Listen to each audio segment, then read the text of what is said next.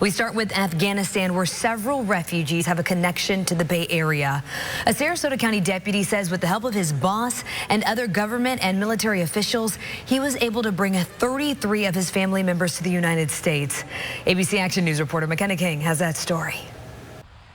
Deputy Mubarak was born and raised in a rural village in Afghanistan. Yeah, I remember not having shoes until I was, 22 years old. He started working in the fields at age 5. He was in middle school when the Taliban first took over.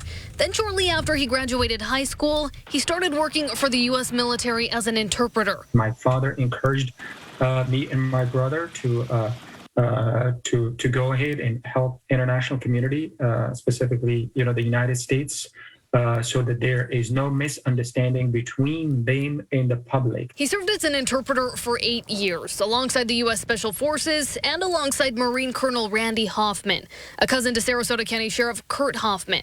He then made his way to the United States with his wife and 2 kids in 2009. It was not safe for my family, for my children.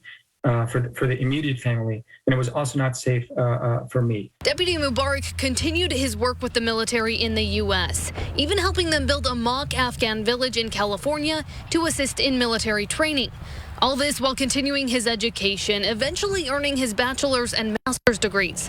Then in December of last year, Deputy Mubarak and his family moved to Sarasota, where he was hired by the sheriff's office in April. This was, one of my dreams, to be in a position where I can help people. Deputy Mubarak fulfilling his life dreams, but he started to worry for his family back in Afghanistan during the recent Taliban takeover, as 34 of his immediate family members were still living in the country. People were talking about them, and so they asked me that I have to do everything I could to get them out of Afghanistan. Deputy Mubarak worked with Sheriff Hoffman as well as military leaders, the State Department, and Senator Rick Scott's office to help bring his family here. The Taliban had turned them away about 4 times.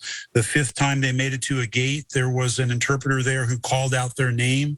They made their way to the gate through the crowd, and for the grace of God, a Taliban person at the gate stepped aside and let them onto the airport. Deputy Mubarak's father died of what appears to be a heart attack while preparing to make his way to the airport.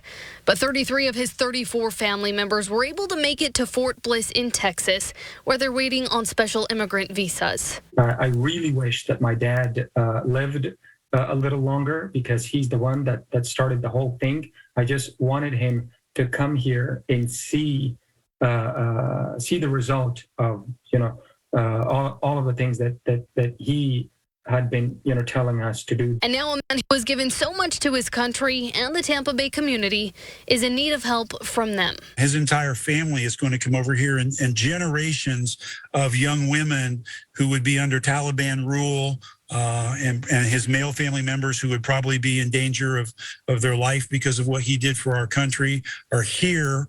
And I think it's the least we can do to try to help them be successful.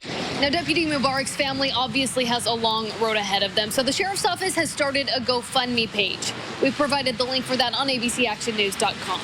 McKenna King, ABC Action News.